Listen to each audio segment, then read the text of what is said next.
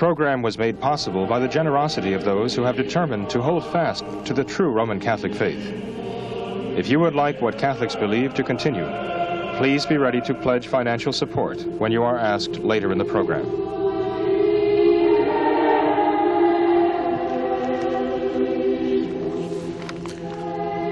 This past summer has been marked by a great deal of attention on an encyclical by Paul VI called Humanae Vitae, in which the Church's opposition to artificial contraception was reaffirmed. Moreover, this was the 25th anniversary of this encyclical, and it occupied a great deal of attention from the media. John Paul II visited Denver for the World Youth Day, and his remarks centered many times on the Church's opposition to birth control.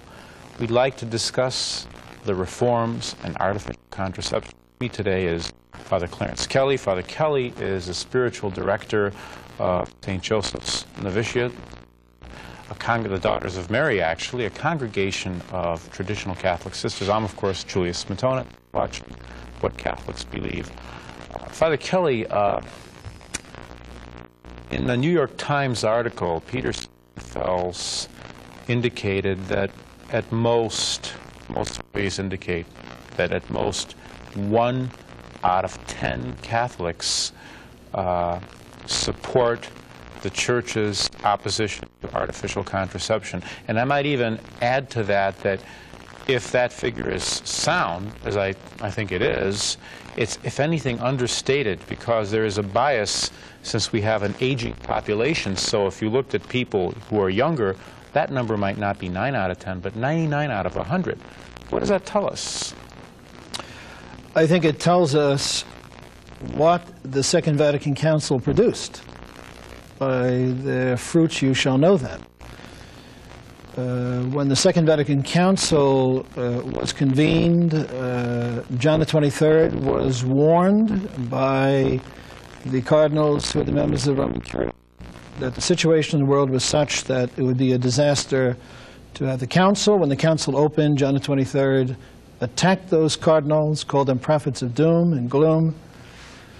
And we see that their predictions were true. We see the fruit. In the beginning, there were a lot of people confused and mixed up about whether we should or should not have the council, whether the fruits would be good or bad. But it's for everybody to see. And what we see is the destruction of morality among Catholics, which followed upon the corruption of faith. Sometimes it's immorality that leads a person to lose their faith, but very often, especially when it affects large numbers of people, it works the other way. First you attack their faith, you corrupt their faith, then you corrupt their morals.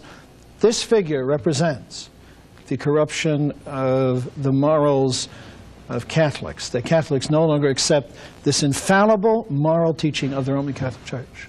Well, what's even more striking, and people don't like to hear this kind of thing, it means 90% of Catholics are living in the state of mortal sin. If they have rejected this teaching and they're living according to their ideals, they are living in the state of mortal sin.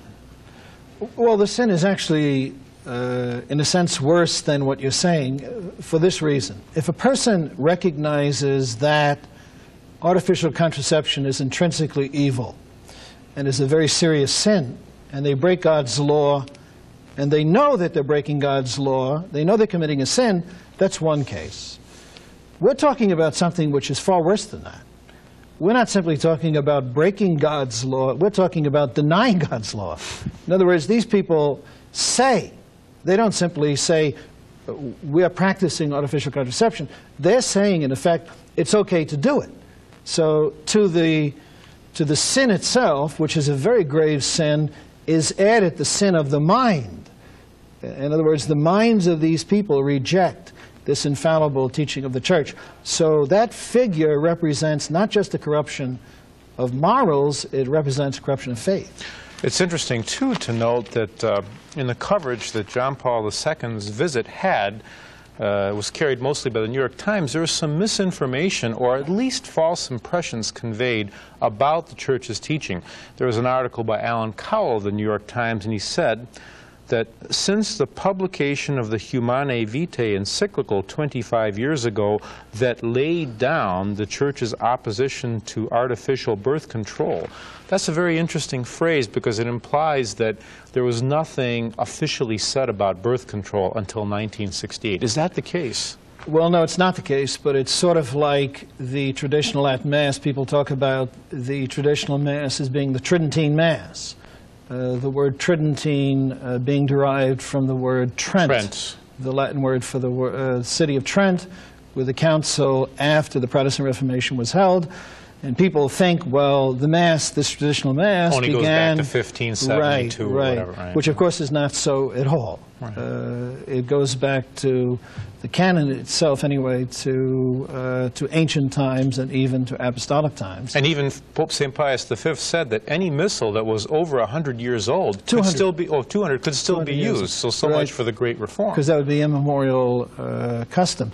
But similarly, this writer who wrote this article probably, doesn't really know much about church history or church doctrine, although you would think if he wrote an article about the subject, he would do a little bit of research. But no, of course not. The contrary is true, that this teaching of the Church is not only something the Catholic Church has always taught, but in fact, it's something that the overwhelming majority of Protestants subscribed to in the not-too-distant past. When Pius XI published his encyclical on Christian marriage, the New York Times published an editorial praising the stand that was taken by Pius XI against artificial contraception. Protestants in this country were against artificial contraception. Laws were passed in the various states prohibiting the sale of things that would be used for artificial contraception. So not only is it not true with regard to the Catholic Church, but in point of fact, there was widespread opposition to artificial contraception in society, generally speaking, and this opposition was reflected in the laws. This is a moral teaching. It is based upon the natural law of God, as well as on sacred scripture in the Old Testament. Onan was struck dead by God because he practiced a form of birth control. Right. So it is the law of God which the Church has defended, has taught consistently. In fact, believe it or not, most people don't realize this, but Paul VI did irreparable harm to the teaching of the Catholic Church on artificial contraception.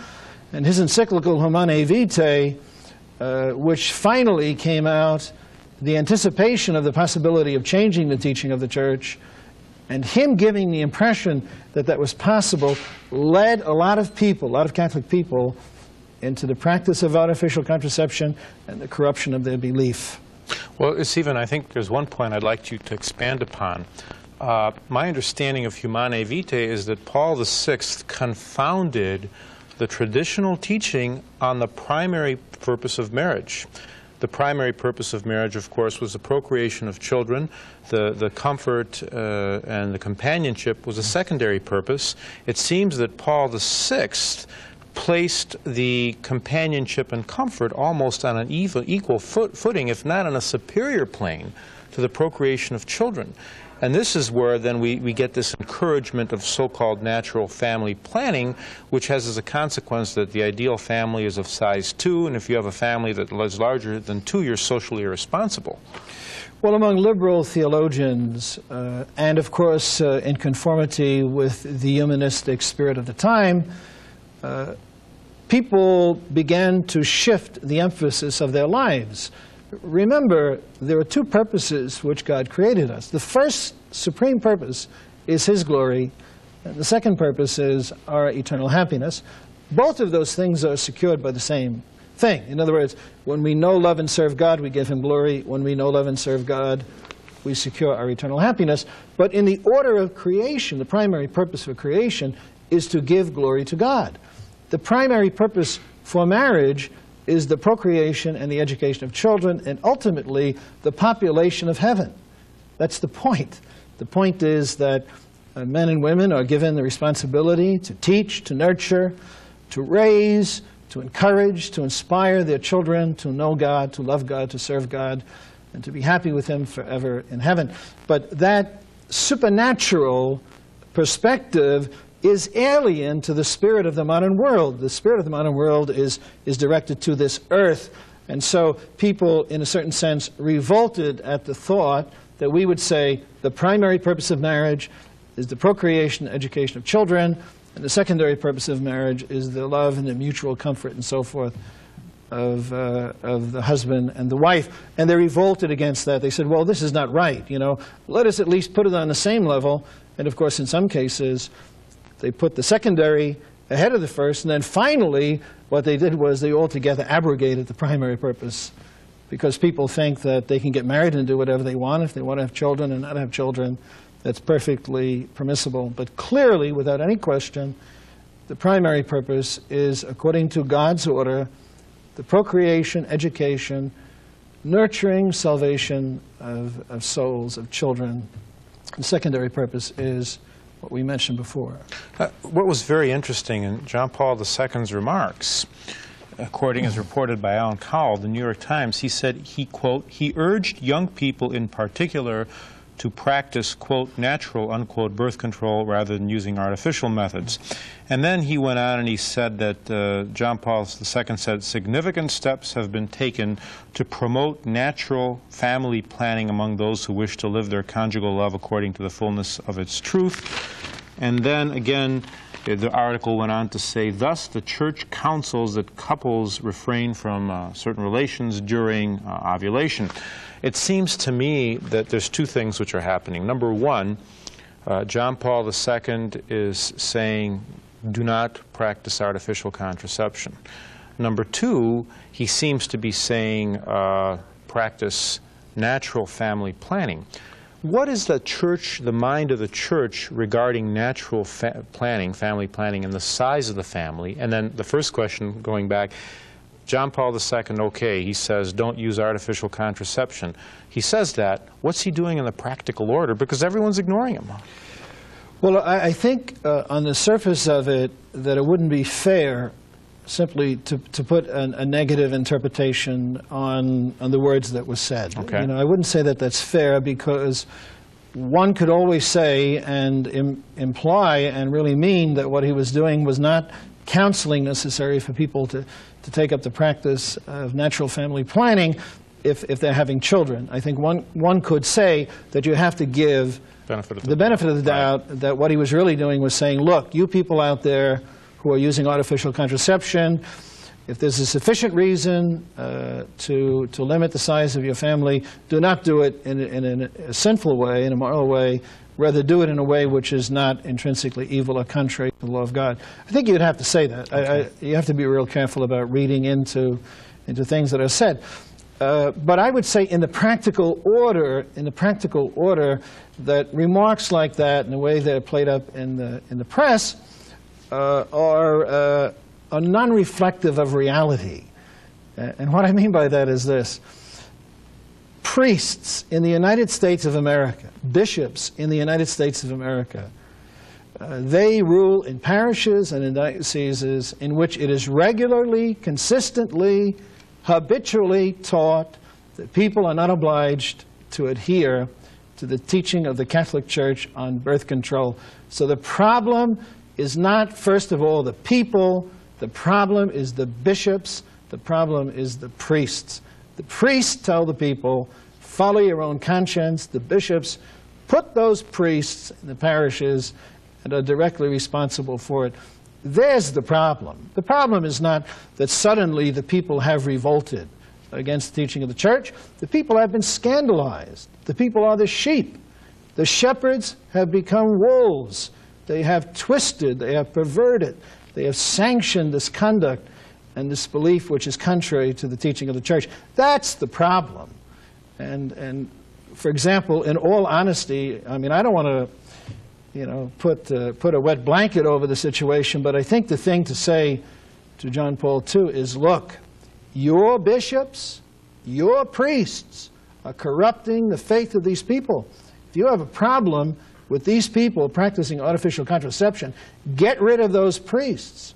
Get rid of those bishops who are corrupting them. Well, he's appointing those bishops. He is. That's the point. He and Paul VI have probably appointed 95% of the active bishops in the world today, if not more. That's what I'm saying. In other words, the way it comes across in the press is not a reflection of the real situation as it is. But in a certain sense, you know what it's like? It's like if you lived in a country where everybody was blind, and then one person saw a ray of light, that would be a major news event. So, in other words, the corruption is so far, has so permeated society and so-called Catholic institutions that when someone simply comes along and says, you know, don't use artificial contraception, it makes the headlines of the newspaper. That's not an indication of things being good. It's an indication of how really bad and corrupt things are. You're watching What Catholics Stay on the Air. Father Kelly, there were some other very interesting remarks made by John Paul II in Denver.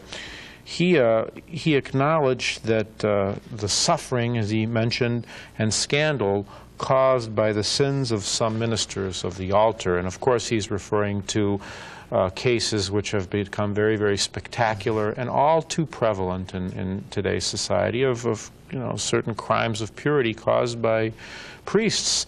What are your feelings about those remarks? I think it's too little, too late, and too much of a substitute for action. The situation as it exists today among the so-called Catholic clergy is an abomination, an abomination. It is an abomination and is causing incalculable harm to souls and to individual persons. When anyone commits a crime like that, when any adult would do something to a child, for example, that person conceivably should be subject to a capital offense. If a priest, a man who is supposed to represent God, commits a crime like that, he should be degraded. What I mean by that is, in the church, it's like drumming you out of the service. You know, the Marines have a procedure whereby they actually, you know, drum you out of the service. And in the church, there's a similar thing where a cleric is degraded, reduced to the lay state. And I know this will sound very, very strong for many people, but I personally believe that there should be a capital punishment for that crime. And I think in the case of priests who do such things, they should be degraded, they should be reduced to the lay state, and they should be handed over to the state. And in the Old Testament, it was a crime punished by death. But the horrible character of this is that a man who's supposed to represent God is committing this crime. And the simple fact of the matter is that the problem is homosexuality. And the homosexuals are invading the seminaries. Even some of the liberal priests, you know, like Father Andrew Greeley, has come out saying that there are so many in there that if a normal individual wants to become a priest and he goes to some of these seminaries, that he is discouraged. We know the experiences of Father John O'Connor, for example, among the Dominicans, who was kicked out of the Dominican order because of his opposition to homosexuality. The problem is homosexuality. The problem is the infiltration of these seminaries, and these things have to be cleared out. That's what he should do. If he's interested in these children, protecting these kids from these perverts who are destroying them, then what he has to do is he has to clean out the seminaries. And if he doesn't clean out the seminaries, he's responsible. Well, you know, it's just even more incredible is that often these people who are accused and admit to such crimes, they might be rehabilitated for 6 months, and then they appear in a similar position in some other diocese within a year. Because they have lost all sense of morality. And the bishops are permitting this to happen, and he's aware of this. And in some cases, they're not rehabilitated, by the way. That's a lot of nonsense. The only possible rehabilitation would come from, you know, the case of a person who truly repented of his sin and did penance for the rest of his life. You know, you conceivably could have a case like that where they would be confined someplace to a monastery doing penance for the rest of their life. These people are not rehabilitated. It's absolutely absurd. It's like an alcoholic. Alcoholics are not cured. They are not cured. Anyone who thinks that an alcoholic is cured is a myth. The most an alcoholic can do is to stop drinking. You take someone who is an alcoholic who stops drinking, and then you put him to tend bar, and you expect him not to drink. It's unrealistic. These people are not cured. It's not essentially or primarily a psychological problem. I mean, many of these people do have psychological problems. It's essentially a problem of goodness, of decency, of truth, of honor, and of morality. And these people are without honor, they're without morality, they are corrupt, and they are corrupting others. And nothing will take care of this cancer except the radical surgery. You know what you mentioned about your solutions. And by the way, one other thing I would say, and horror. Horror. In other words, it's a horrible crime. The reaction should be one of horror. How could you do this? How can we tolerate you? How can we put up with this? But it's not. It's like, oh, this man has a problem. Let's send him to some rehabilitation center for $25,000 program, and then bring him back and ask the psychiatrist down there if he's cured. And the psychiatrist says he's cured, and we'll send him out to do more harm. There is no righteous indignation toward this monstrous crime. And when people become indifferent, then indifference rules and reigns and has its way, and the devil has his hand in all these things. You know, the treatment of these individuals is not different than, say, for instance, a bus driver, a school bus driver became an alcoholic, and he was in a stupor and caused an accident, and some children were killed as a result of his irresponsibility, and say he was sent to a drug and alcohol rehabilitation center for 6 months, and they said he was cured. What would the parents think if he was back on that bus, or not on that bus, but a different bus? And this is worse because these people are attacking souls, not bodies. They would be horrified, and that's why Catholic people are horrified. People can't believe that these bishops would take someone who has committed such a horrible crime and put them back in a place where they can do further damage. People are horrified. And even though you mentioned your remarks would sound very harsh, how did St. Pius V, how would he have treated something like this? How did he treat something like this? It's just an unspeakable crime. Right. It's just an unspeakable crime. We're not talking about, you know, the case of a person who has, you know, a struggle, who's trying to do good, who avoids the occasions of sin, who does not expose himself to danger, who knows it's wrong. We're talking about a society which sanctions, which approves, which puts you know, a seal of authority on perversion. The President of the United States, the President of the United States sanctions perversion. It is only natural that the people who are like that will think they have a free hand.